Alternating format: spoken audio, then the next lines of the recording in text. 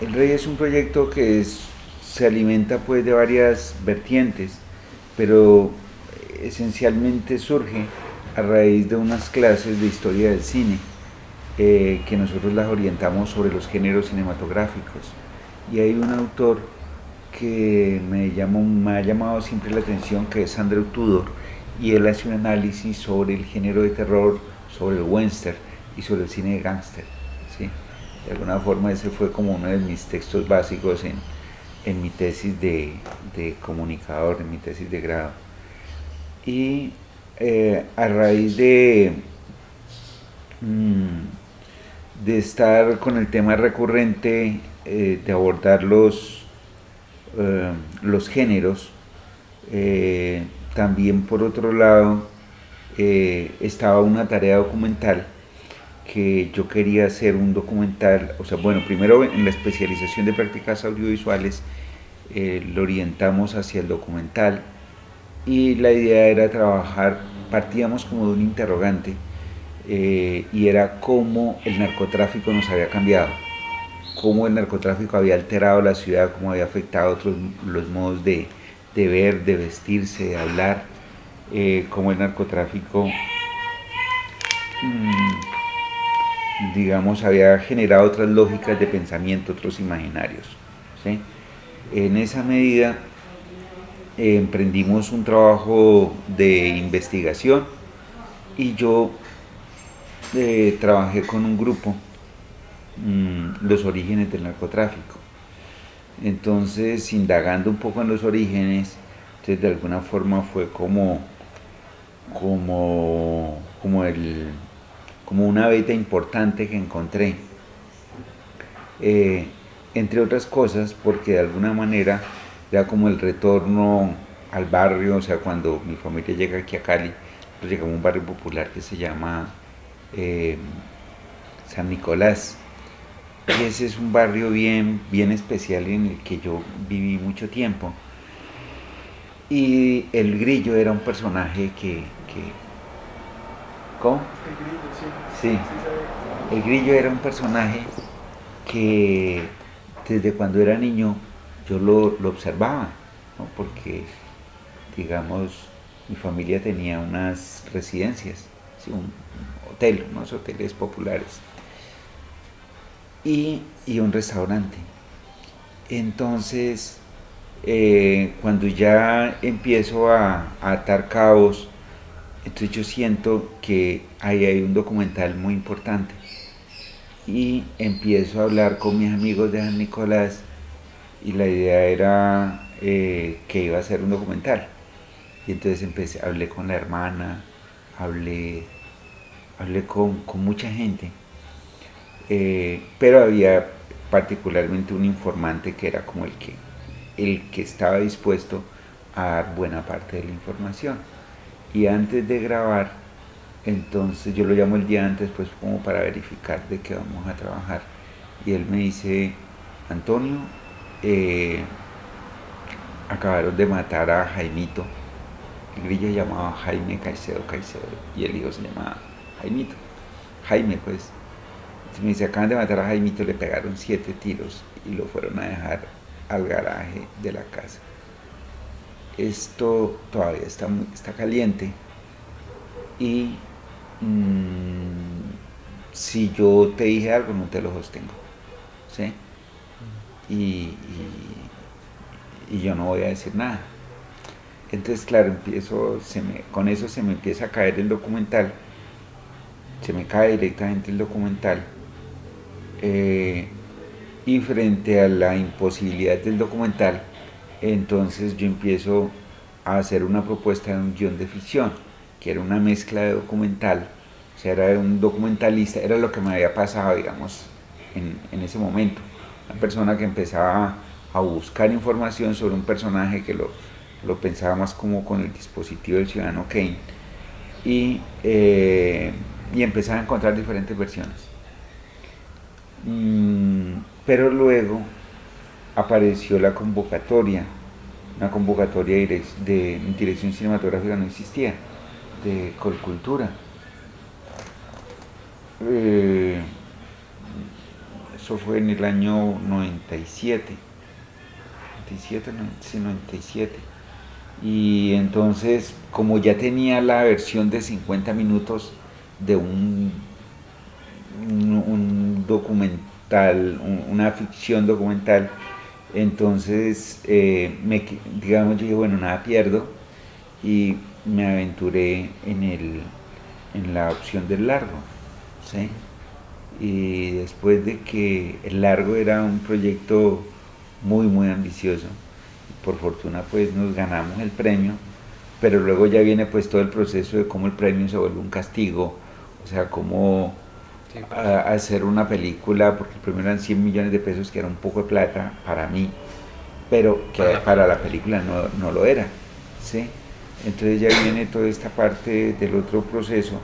Sin embargo, en el momento en que eh, yo empiezo a reorientar el proyecto, yo sí tengo claro, y lo hago realmente muy conscientemente y muy a partir del texto de Tudor, ¿no?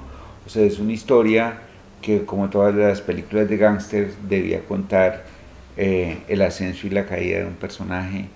Eh, es un entorno que a mí me llama la atención como género, porque pues también en mis propios cursos yo tengo otros cursos que son de estética del cine y los trabajamos en torno a los movimientos. Y la idea también es como desde la misma nueva ola francesa empieza a haber una reinterpretación de los movimientos, Géneros. de los géneros, ¿sí? Donde pues muchos autores como Howard Hawks o Hitchcock empiezan a ser eh, reinterpretados, y ellos mismos, sus primeras películas esencialmente son de género, ¿sí?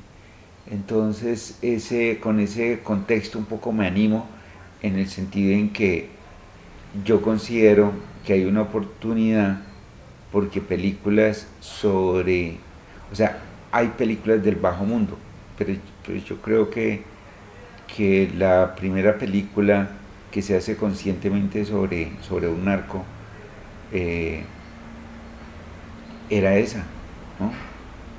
Yo lo voy entendiendo un poco en el proceso también.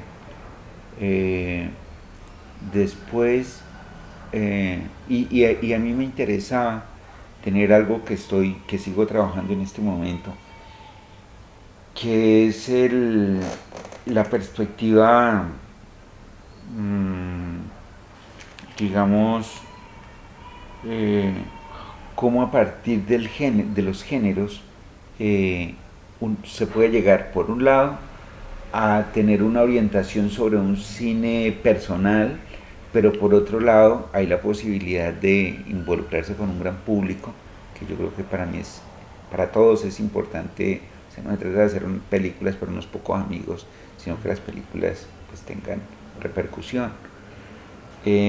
Entonces me llama la atención también este sentido eh, perturbador, donde en una película de gángster pueden estar sentados un bandido, un policía, un militar, un político y una puta, ¿entendés? Y sencillamente esas contradicciones, que además lamentablemente en la historia del país son muy frecuentes, eh, realmente me llama la atención como esa fusión, pero también a título personal, para mí el proyecto siempre fue como un retorno a mi barrio, ¿no? Como un retorno a la gente.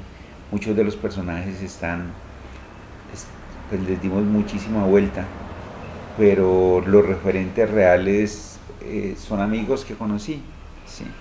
Es gente de la cual me he rodeado porque quería también como que fueran, porque como los conocí, y yo sabía que eran gente muy común y corriente, entonces no tenía como ese problema de que fueran seres extraños, ¿no? O sea, sí tenía como el interés de que pareciera mucho a nosotros. Y luego, me llamó muchísimo la atención cuando se termina la película, porque el Grillo fue un personaje mítico aquí en Cali, ¿sí? Eh, y quizá no fue propiamente el, el, el que se inventó el negocio, pero sí el que gozó con el éxito de haberlo inventado, ¿sí? Con el prestigio, entre comillas, de haberlo inventado. Entonces, cuando se exhibe la película, claro, yo no le puedo, el nombre de esa película era el Grillo, pero yo no le podía, o sea, con lo que me había pasado con el documental, yo estaba prácticamente impedido a tener cierta distancia, y en la ficción, pues yo no solo tengo la necesidad de tener distancia, sino eh, pues que la misma historia lo demandaba. Entonces, hay mucha gente que me escribe correos, o que en lo que hagamos la película me decía, no, yo soy Blanca, yo era el amante del personaje. Por dicho, ocurrió una cosa muy interesante, y es que personajes que yo sabía que eran inventados, o sea, que no, que yo había tenido que fusionarlos, eh, de pronto la gente los sentía como propios, ¿no? De pronto, o sea, como que había una cosa extraña de cómo el mito eh, se estaba eh, metamorfoseando pues en la vida real. Sí. Prende la llanta, sí. La película de Paul. Bueno, ¿tienes alguna, digamos, referencia de películas además de Ciudadano Kane, pues que es más o menos evidente en la, pero sobre todo de películas de Gans en las que te hayas influenciado para... Sí, muchas. O sea, lo que yo quería hacer inicialmente era Érase una vez en Cali, mejor dicho, Érase una vez en América. A mí me Entonces, bueno, encanta esa película. sí, Y por eso originalmente era la historia de dos amigos, ¿sí? Y una novia, pero eran en diferentes periodos. O sea, la idea era mostrar cómo en los años 30, mientras en Estados Unidos los estaban matando, ellos aquí estaban empezando a estaban surgir apenas, naciendo, sí. ¿sí? Y luego el otro, y entonces era un poco como ese primer evento pues de un pueblito, ¿sí? En el que los bandidos empiezan a formar. Luego en los años 40 era ya el contexto de cómo estos primeros mafiosos realmente crecieron a la sombra del, del, de la violencia, ¿sí? Y luego cómo en los años 60, con la Alianza para el Progreso, empiezan a llegar los gringos, que realmente son los que ponen a circular el negocio. Paradójicamente, con la Alianza para el Progreso, pues que era justamente un proyecto norteamericano, como uno de los tantos de ayuda al tercer mundo, ¿sí? Entonces, o para Latinoamérica directamente. Entonces, esa relación con los gringos, por ejemplo, me llamaba mucho la atención. La relación con el otro, ¿no? O sea, porque de alguna forma siempre nosotros en las películas de gángster aparecemos representados, eh, en el mejor de los casos, como los sirvientes o como los choferes, pero eso es en el mejor de los casos, porque habitualmente son los ladrones, los bandidos, y para ellos, como de México para abajo todos somos mexicanos, entonces digamos no tienen ningún problema en que un papel de un colombiano lo haga un mexicano o lo haga un puertorriqueño, ¿no? Para ellos todo les suena lo mismo, porque además consideran que de México para abajo, incluidos los argentinos, así les duela mucho, todos son mexicanos, ¿no? Entonces me parecía interesante también tener como esa posibilidad de reinterpretar eso que había pasado.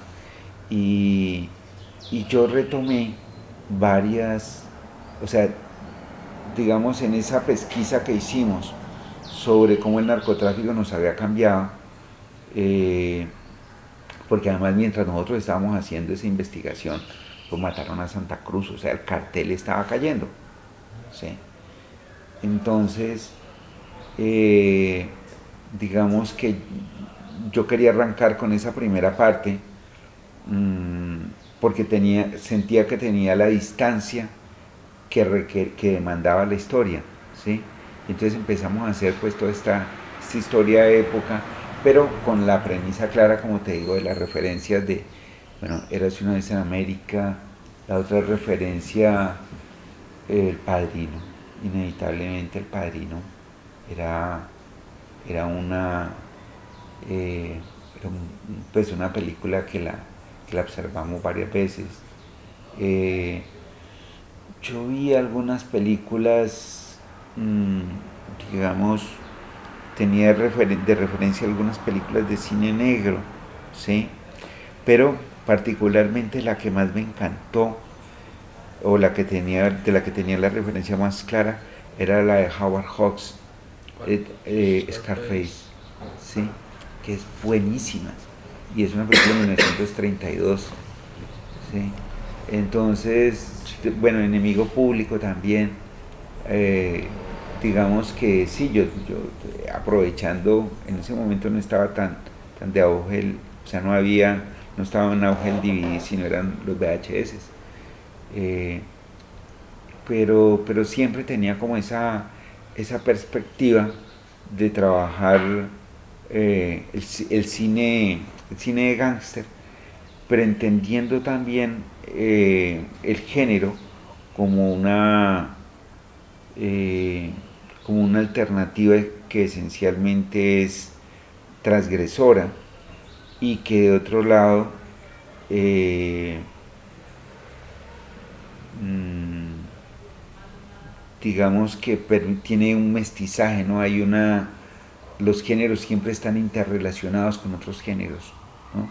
Entonces en este caso era una historia de amor también, ¿sí? O sea, hay un drama y a mí me parecía conveniente y necesario trabajar el triángulo, ¿sí? Eh, y fueron procesos que se fueron también decantando con los mismos obstáculos, ¿no?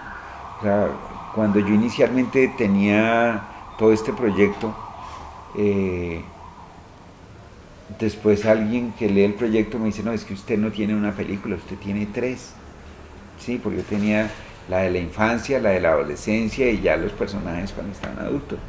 Entonces yo entendí que yo no podía hacer tres películas, que yo, si acaso, podía hacer una, ¿sí? Luego aparece el trabajo con los actores, que me genera como una gran capacidad también de entender lo que podíamos hacer. Eso fue muy importante. Y bueno, pues digamos que el proceso de la ejecución del guión, yo estuve en ese proyecto en general en hacer la película, fueron como 7 años, ¿sí? Eh, yo estuve en todos los talleres donde podía. Yo estuve en Huelva tratando de conseguir coproductor en España, pero finalmente pues conseguimos una coproducción, fue en Francia, y eso ya le cambió el sentido a la película, ¿no? Sí. Bueno, pues ahora que hablabas de los actores, me das pie para pues, hablar de Fernando Solórzano. Y es que pues él también actuó en otra película pues de un género cercano al de cáncer, que es el cine negro, que es, digamos, creo yo, la primera película de género criminal en el país, que es Soplo de Vida, del 99. Y en esta película pues, hace un papel muy arquetípico, que es el detective privado. Y en tu película pues hace de un capo. Entonces, digamos que cómo ves el problema de lo arquetípico en el cine de género y más aún en el cine de género colombiano. Cuenta un poco tu película.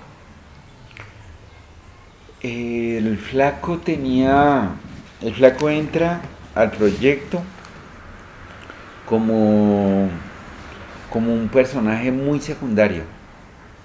Ah, no iba a ser el protagonista. No, ¿Quién iba a ser? el protagonista iba a ser Hoyos, Luis Fernando Hoyos. Y Marlon iba a ser el periodista.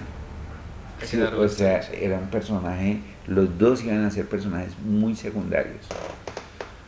Eh, entonces, de pronto, a medida que yo empiezo a trabajar el casting en la casa del flaco, entonces el flaco va ascendiendo, después del flaco era el pollo.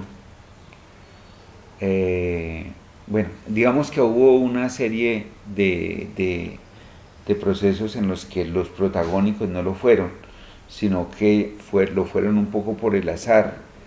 Eh, mm, por ejemplo, 8 días antes o 10 días antes de empezar el rodaje, el protagonista me renunció, que no podía.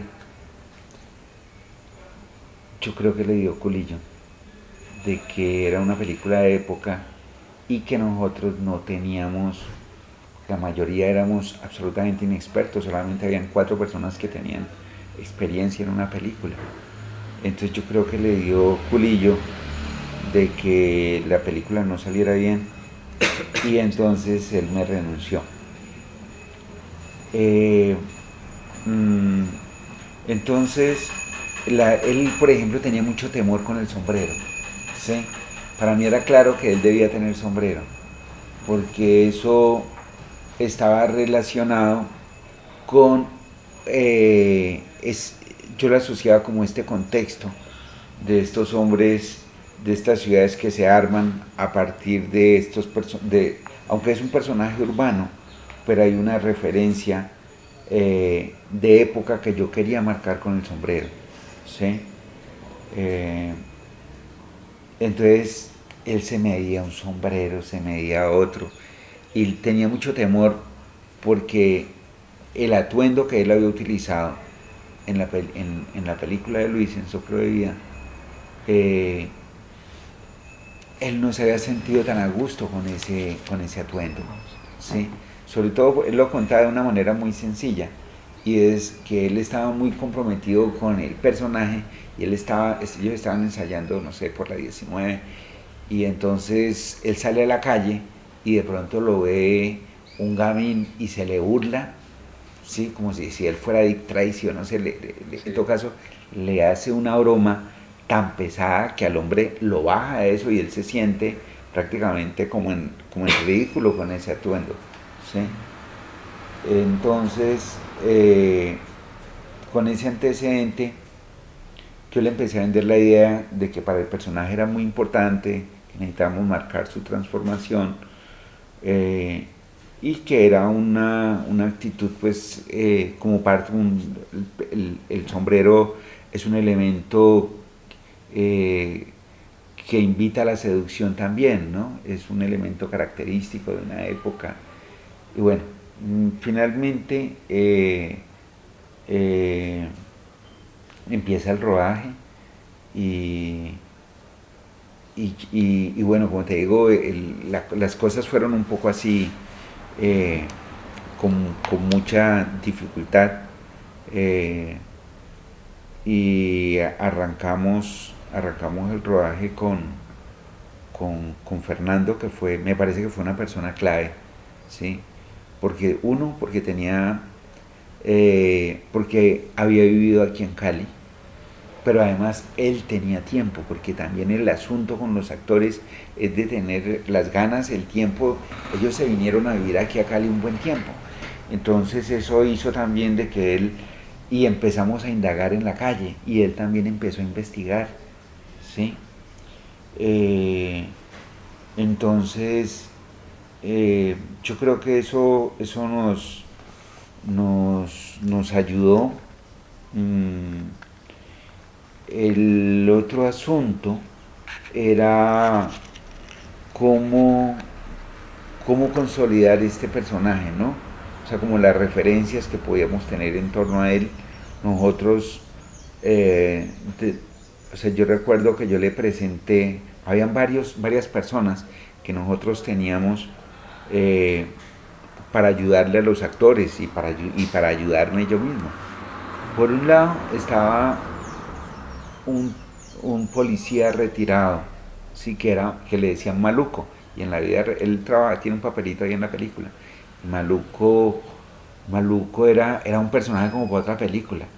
Maluco era un tipo que era el único policía al que realmente el Grillo le tenía miedo, ¿sí? Y de pronto a mí me lo presenta otro amigo, pero Maluco ya era un tipo como ya no era policía, ya no andaba armado, entonces andaba con mucho miedo de todos los ladrones, ¿sí? Que se vengaran de todo lo que él les había hecho, ¿sí?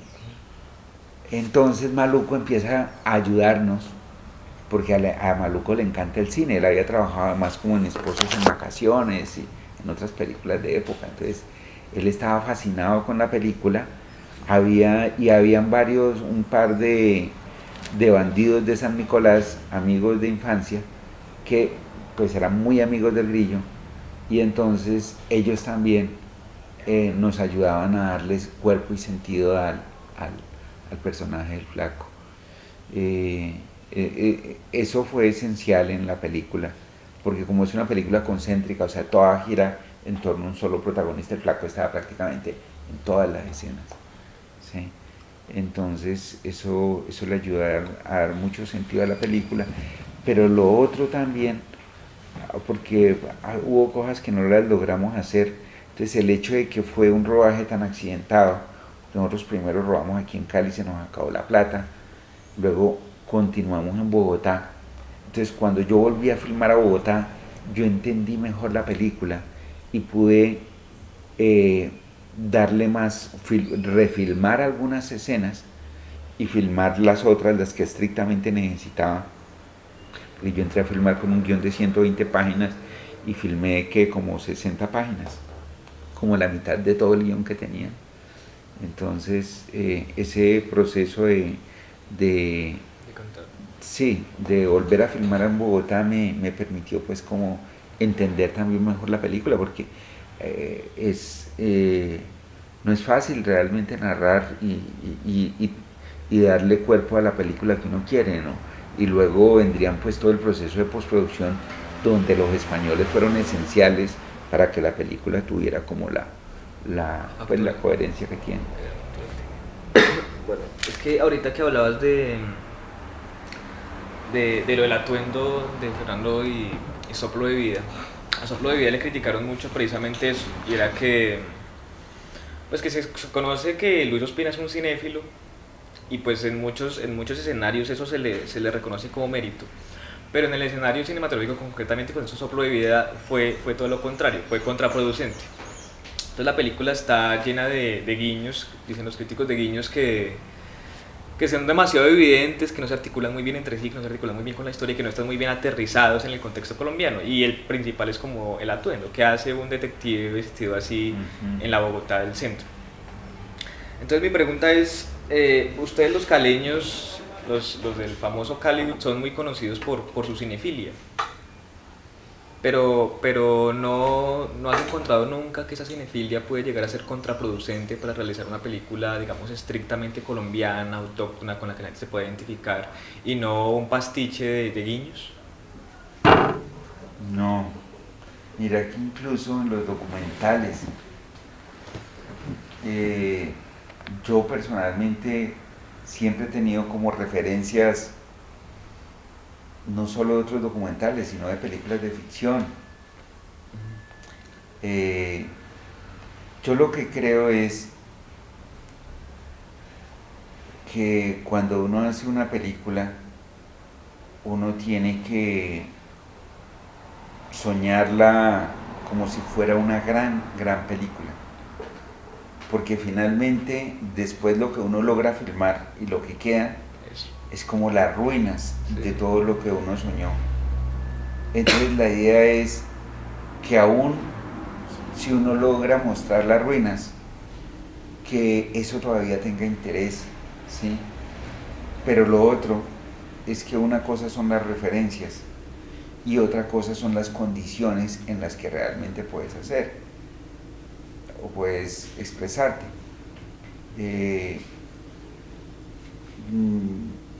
a veces uno tiene, no sé, hay una referencia que uno dice, no, el plano de los 400 golpes, bueno, son épocas diferentes, ¿no?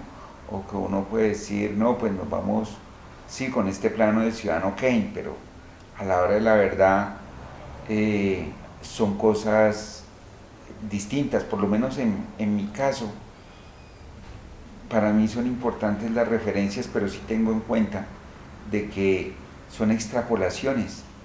Y en el caso del rey, lo que hacíamos, o sea, y lo que es el rey es una extrapolación de alguna manera de, de un cine de gángster, pero que está actualizado con gente que habla como nosotros, con gente que, eh, o sea, que no son, o sea, que los bandidos, y eso todavía sigue pasando, o sea, que vos ves que en Colombia los narcos, los paramilitares, toda esta gente se parece mucho. Es más, uno pudo haber interactuado con alguno de ellos, luego uno ya se sorprende de todas las matanzas y de todas las cosas tan terribles que hicieron, ¿no? O que siguen haciendo. Entonces, para mí era muy importante esa, esa relación, pero lo otro, donde yo creo que es muy útil la referencia, es que la sintaxis del lenguaje audiovisual demanda una, una estrategia narrativa visual y sonora que se da por la yuxtaposición de esos planos, ¿sí? Sonoros y visuales. O sea, que muchas de estas secuencias, que uno podría decir, no, entonces pues me sumo en la ignorancia y me olvido de la historia del cine y entonces me pongo a reinventar emocionalmente lo que me da la gana, ¿no? Y creo que es una alternativa, pero finalmente en el contexto de las artes, eh, los, los pintores emulaban a sus pintores antecesores, ¿no? A los que admiraban, los músicos también. En general en las artes ha habido como esa tradición, y es que justamente en la medida en que uno intenta aproximarse sobre los referentes anteriores, las obras o sea, una película finalmente, cuando uno empieza a armarla, la lucha es por encontrar su propia identidad, y cuando uno la va filmando también, uno la va encontrando en cada plano. Entonces, esas referencias son como mojones muy generales, sí, pero que en ningún momento van a romper, a bloquear o extraviar tu propia expresión. Okay. Bueno, aprovecho que decías, eso que decías de que una película debe encontrar su propia voz y de lo que yo trataba de decirte de lo local aquí en Colombia, pues digamos que yo he encontrado, pues en tu película lo he encontrado, pero lo he encontrado más fuertemente en otras películas que son Perro come perro y la historia del baúl rosado. Casos también de aplicación de géneros norteamericanos al contexto colombiano, pero casos en que paradójicamente entre más se distancian del género, mejor lo homenajean y más le aportan, ¿sí? Entonces, por ejemplo, en la historia del baúl rosado, el detective no es un tipo así guapo como se muestra en las películas, sino es un tipo indiado, torpe, etcétera, que nunca se dispara. Y en Perro come perro pues pasan otras cosas. Pero lo que yo te iba a preguntar a ti es cómo ves el problema de tomar distancia del género, cómo ves el problema de que Colombia con sus escenarios, con su gente, con su historia, con su color, de una u otra manera alimente o transgreda un género, digamos, universal y canónico, como lo es en tu caso el gangsteril, pues. Sí, a ver, yo he estado pensando mucho en eso, eh, porque bueno, yo justamente, la propuesta mía es una trilogía, y yo ahora ¿necesitas contestar?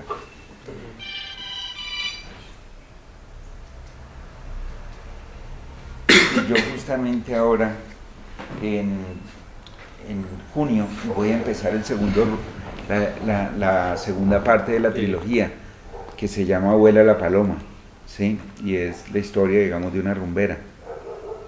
Pero es, o sea, la historia no es la continuación del Rey, sino es una segunda película sobre el narcotráfico que ocurre en los 80. El Rey ocurre en los 60 y 70, esta ocurre en los 80. Y la otra, que es La Caída, la voy a hacer en los 90. ¿Sí? Entonces, digamos que yo, en mi caso, pues yo ya tengo, o sea, lo hago muy conscientemente, sí, y lo he hecho muy conscientemente de que son películas mmm, que se están aproximando al género, pero también por supuesto que hay la necesidad de encontrar como las variantes, ¿sí? Eh, y lo que uno observa es que se habla y de hecho que existe el modo de representación institucional, que es el modo que se instaló en Hollywood, que es un modo de narración que no solo tiene que ver con los norteamericanos, sino que tiene que ver en general con el mundo, pero que no solo tiene que ver con Hollywood de manera directa, sino que lo que justamente aparece allí es que las referencias de narración son referencias de narración que vienen desde Shakespeare, que vienen desde la tragedia, o sea, que vienen desde la narración universal, ¿sí?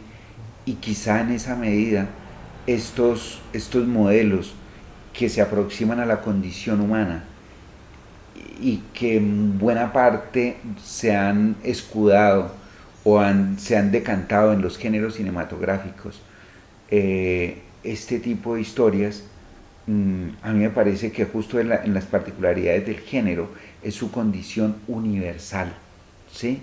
O sea, que vos puedes hacer un western en los llanos orientales o que puedes hacer un western en las montañas antioqueñas o en el Valle del Cauca, o que puedes hacer una película de gángster como las hace Kitano, o que las hace...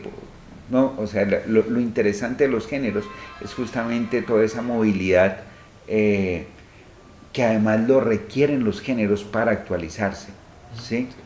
Eh, pero que en el fondo sus estructuras globales son relativamente las mismas, ¿sí? Entonces, cuando uno dice, eh, pero es que además si vos miras la historia de este país es un país de gángster, ¿sí? Si vos miras, eh, o sea, cuando yo empecé con la historia de que iba a hacer una película sobre un gángster, sobre el narcotráfico, lo primero que me decían era, yo no creo que esa película vaya a funcionar, porque es que estamos hablando de los años 90, porque es que el narcotráfico está tan presente en los noticieros en todo lado que ya nadie quiere saber de narcotráfico, ¿sí? Las películas que hay que hacer, la gente no quiere ver proyectada su realidad en las pantallas, la gente quiere es ver otras cosas, ¿sí? Se acabó el cassette. Ah, Sí. sí. Sí. Entonces,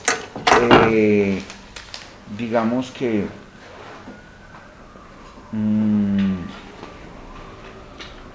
a mí me parece que el narcotráfico, el asunto de los géneros, no se trata de que nosotros, en mi caso te digo, yo creo, por ejemplo, que hay algunas alternativas de narración y de búsqueda narrativa, lo veo más en el ámbito del documental, ¿sí? Donde hay una posibilidad de tener un laboratorio eh, con un repertorio mucho más amplio, porque entre otras cosas son proyectos en los que no están involucradas muchas personas, pero además que uno puede manejar unos presupuestos que se pueden que se pueden encaminar, que uno puede amortiguarlos, pero en el caso de la ficción creo que esa opción también es posible, ¿no? Es factible. Eh, pero yo creo que uno puede, eh, a partir de las películas de género, uno puede también apostarle a a una expresión individual, a una expresión de autor, pues que de hecho es lo que ha hecho Hitchcock, Howard Hawks, no sé, pues muchísimos autores, ¿no? Muchísimos directores de la historia y también directores contemporáneos. Y yo sí creo que en el momento en que algunas de estas situaciones se trasladan, ¿sí?, al contexto colombiano, no de manera forzada, sino porque muchos de estos géneros, como te digo, es que a ratos nuestra realidad parece una película de ficción, ¿sí? Entonces yo sí creo que que en esa medida ese es un camino importante, ¿sí? Ahora, cómo se narre, cómo se cuente, cómo se interprete, digamos que ahí hay mucho campo de acción, hay mucho campo de, de expresar justamente desde esas otras miradas, desde las miradas nuestras, desde la forma como sentimos, cómo nos expresamos, cómo nos relacionamos, cómo nos amamos, cómo nos traicionamos. Eh, yo creo que en esa medida es que la cinematografía nacional va a encontrar sus opciones personales e independientes, ¿no?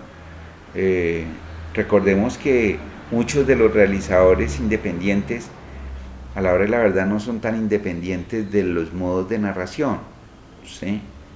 Eh, mm, sí. Ahorita que hablabas de la aplicación forzada al género digamos que la similitud entre los dos contextos, pues digamos el contexto americano del género gángster, pues tiene como premisa, una premisa casi que sociológica, y es mostrar las consecuencias y las causas de un fenómeno muy concreto que es la prohibición o la ley seca, ¿sí? Aquí en Colombia pues la adaptación se hace pertinente en el momento en que hay otra prohibición, pero no es de alcohol, sino es de cocaína, y pues esa prohibición genera un mercado negro, etcétera. ¿Tú estudiaste, digamos, de alguna manera la prohibición americana para hacer tu película, o simplemente no, si no te vas a este No, mundo? estaba como referencia, pero sí me interesaba era más indagar como la historia de cuál es el origen, digamos, del narcotráfico. Y yo creo que la fuerza del rey es justamente el contexto histórico en el que ocurre, ¿no? Porque además eso fue así, ¿sí? Y, pero no, no, pues no me ocupé, digamos, de eso. Eh, ¿Y cómo ves tú, digamos, las otras películas que como tú han incursionado en géneros cinematográficos en Colombia, como Soplo de Vida, Perro come perro, La historia del Gol Rosado, Love, entre otros? no, yo creo que los géneros, digamos, tienen un gran potencial de indagación, de los géneros permiten que se cuenten por su carácter universal, permiten, eh, digamos, la intervención de diferentes historias, ¿no? Y justamente la actualización, o sea, yo creo que las películas, muchas películas colombianas, eh, mm, no es gratuito que de manera inconsciente eh, muchas películas colombianas estén asociadas como a estas escrituras, como a estos modos de contar. Yo creo que son dispositivos que están al alcance de la mano, son dispositivos factibles. Y como te digo, no es que sean en últimas de Hollywood, son dispositivos de narración que hacen parte más de la literatura o incluso de la música, ¿sí? Pero particularmente pues de sus antecedentes literarios, y que en la medida en que tienen que ver con la condición humana, pues no solo permiten hacer historias O sea, lo interesante de las películas de género es que permiten una lectura no solo a nivel local, sino a nivel universal. ¿Sí? Yo creo que es una alternativa válida, no tiene que ser la única, por supuesto. O sea, si queremos hacer una cinematografía fuerte o una cinematografía que indague otras cosas, pues tenemos que apostarle a diferentes frentes, ¿sí? Eh, pero pero la cinematografía de género hace mucho rato pues que lo tenemos suficientemente claro, que no es eh, que no es una alternativa de un cine mal hecho, sino que justamente hay muchas películas de género que son muy malas, pero hay muchísimas películas de género que son muy buenas y es una alternativa absolutamente, eh, digamos, conveniente en un momento dado para muchos realizadores, ¿no? Son cosas, son alternativas también de gusto, o sea, como, a mí me encanta, por ejemplo, el cine, el musical y el cine de terror, y mi ilusión es justamente eh, trabajar una película musical, y ando un poco en ese cuento también, ese es otro como de mis proyectos, y no lo veo como algo, o sea, no creo que los géneros, no creo que hay que sentir vergüenza de trabajar un género, ¿sí? El problema no es trabajar los géneros, sino justamente la perspectiva desde la cual nosotros los abordamos, ¿sí? Y digamos, pues es una pregunta que yo también me hago, a ver si de pronto tu opinión me ayuda a esclarecer. ¿Por qué crees que solamente desde el 99 se empezó a hacer cine de género así como en forma? Pues llevamos ya 10 años en esas. Cuando, como precisamente hemos dicho, la realidad del país se ajusta perfectamente a estos géneros criminales como son el gángster, el cine negro y eso. Porque solamente desde este año y no antes, No, yo sí creo, que por antes había ejemplo, otros. claro, hay una película que se llama Canaguaro, Ah, ¿sí? bueno. Canaguaro es un western en los llanos orientales, en la época de la violencia. Funciona muy bien, funciona muy bien. Ah, no, pero estoy hablando del cine criminal, o sea, Ya, del ya, cine ya, negro, gángster, ya, policíaco. ya. Pues yo creo que eso tiene que ver también un poco con la influencia de los mismos realizadores, ¿no? Por ejemplo, Scorsese es un director que me encanta. Goodfellas pues era una película obligatoria, pero además Todo Salvaje, o sea, toda la cinematografía pues de Scorsese, que es un director que de alguna manera nos impacta. Y yo sí creo que en eso en parte tiene que ver eh, mmm, que justamente o sea, si vos te pones a mirar los realizadores, los neorealizadores, cada vez tienen una ilustración eh, cinematográfica más clara y además eh, anteriormente la gente para aprender cine tenía que ir a estudiar al exterior porque aquí no habían espacios. Entonces vos ves, Luis se fue a estudiar a Los Ángeles, eh, ¿cómo se llama? El que filmó, bueno, digamos que anteriormente los directores de cine se hacían afuera. En este momento, o se hacían a pulso, ¿no? Como Mayolo, por ejemplo, a punta de ganas y un poco autodidactas, ¿sí? En este momento, yo creo que en esta nueva oleaje de realizadores eh, hay una situación interesante para analizar y es el contexto social, los contextos sociales de los cuales provienen, por ejemplo, que no es justamente la burguesía, los hijos de la burguesía los que empiezan a hacer cine, sino que hay otra gente que aparece, ¿sí? Y que no necesariamente son los burgueses, ¿sí? Eh, y en esa medida, lo del cine criminal, pues no te sabría decir. Yo creo que se vuelve un poco evidente esa situación de Yo creo que puede ser también como consecuencia de la misma ilustración, ¿no? Lo que te decía, de cómo la misma nueva ola hace una reinterpretación, digamos, de los géneros y de los directores en los géneros del cine de autor, como el cine independiente también empieza, porque si vos ves buena parte del cine independiente, en su mayoría, no todos, pero en su mayoría son autores que también empiezan a explorar los géneros, ¿sí? Entonces yo creo que en los años 90, pues que es un periodo en el que empieza, digamos, toda esta explosión de la globalización, eh, esos aspectos indudablemente que revierten en los imaginarios de los realizadores locales.